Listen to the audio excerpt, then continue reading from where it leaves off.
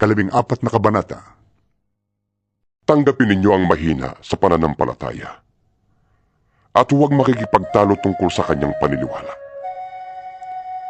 May naniniwalang maaari siyang kumain ng anuman, ngunit gulay lamang ang kinakain ng mahina sa pananampalataya. Huwag hamakin ng taong kumakain ng anuman, ang kumakain ng gulay lamang, at huwag namang hatulan ng kumakain ng gulay lamang ang taong kumakain ng anuman, sapagkat siya'y tinatanggap din ng Diyos. Sino ka upang humatol sa utusan ng iba?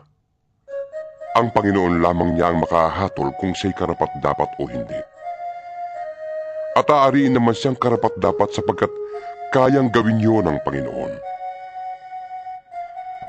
May nagpapahalaga sa isang araw ng higit kaysa ibang mga araw. May naniniwala namang pare-pareho ang lahat ng araw. Magpakatatag ang bawat isa sa kanyang sariling pasya sa bagay na ito. Ang nagpapahalaga sa isang araw ay nagpapahalaga nito alang-alang sa Panginoon. Ang kumakain ng anuman ay kumakain niyon alang-alang sa Panginoon. Yamang nagpapasalamat siya sa Diyos. Yun namang hindi kumakain ng ilang uri ng pagkain ay gumagawa ng ganoon alang-alang din sa Panginoon at nagpapasalamat din siya sa Diyos. Walang sino man sa atin ang nabubuhay o namamatay para sa kanyang sarili lamang. Kung tayo'y nabubuhay, sa Panginoon tayo nabubuhay. At kung tayo'y namamatay, sa Panginoon tayo namamatay. Kaya nga, sa mabuhay o sa mamatay, tayo'y sa Panginoon. Sapagkat si Kristo ay namatay at muling nabuhay, upang maging Panginoon ng mga patay at ng mga buhay. Ngunit ikaw, bakit mo inahatulan ang iyong kapatid? At ikaw naman, bakit mo inahamak ang iyong kapatid? Tayong lahat ay haharap sa hukuman ng Diyos, sapagkat sinasabi sa kasulatan, "Yamang ako'y buhay," sabi ng Panginoon, "ang lahat ay luluhod sa harap ko, at ang bawat dilay magpupuri sa Diyos." Kaya, sasagutin ng bawat isa sa atin sa Diyos ang mga bagay na ating ginagawa. Huwag na tayong humatol sa isa't isa. Huwag din tayong maging dahilan ng pagkakasala ng ating kapatid.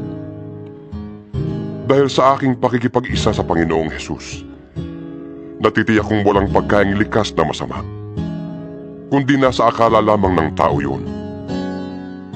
Kung inaakala ni numan na ipinagbabawal ang isang pagkain, bawal yun sa kanya.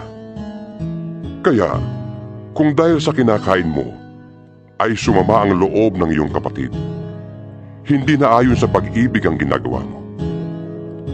Si Kristo'y namatay para sa kanya, kaya't huwag mo siyang ipahamak dahil sa iyong pagkain. Pag-ingatan mong ang inaakala mong tama ay huwag masamain ang iba. Sapagkat ang pagkain o inumin ay walang kinalaman sa paghahari sa atin ng Diyos.